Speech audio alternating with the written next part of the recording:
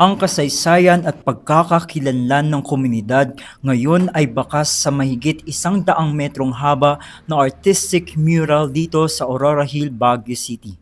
Ang obrang ito ay pinamagatang Winds of the Hill. Isa itong collaborative project na pinangunahan ng NGO na IPEACE o Indigenous Peoples Education for Arts, Culture and Empowerment Incorporation at sa pakikipagtulungan ng Barangay South Central Aurora Hill, Bureau of Fire Protection at Joint Task Unit Panagkakaisa.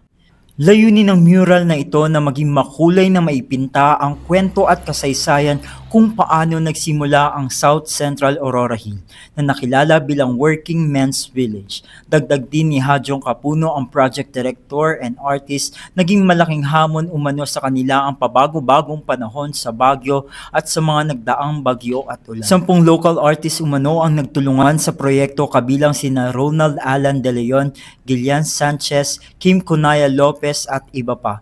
Taos-puso din itong nagpapasalamat sa mga nagbigay ng pagkain, bumisita at mga tumulong para matapos ang naturang mural.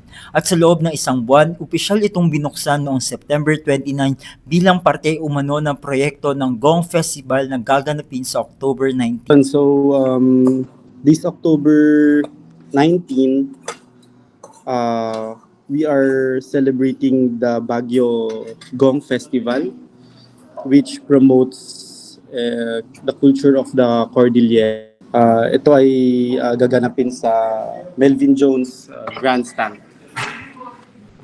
Sana makapunta kayo lahat. Para sa mga lumikha at komunidad, hindi lamang ito pader na sining kundi paalala sa kasaysayan at pagkakaisa sa likod ng kwento ng Aurora Hill. Ako po si Joe Makibi Barcanal ng St. Louis University, nag-uulat mula sa DZWT 540 Radyo Totoo.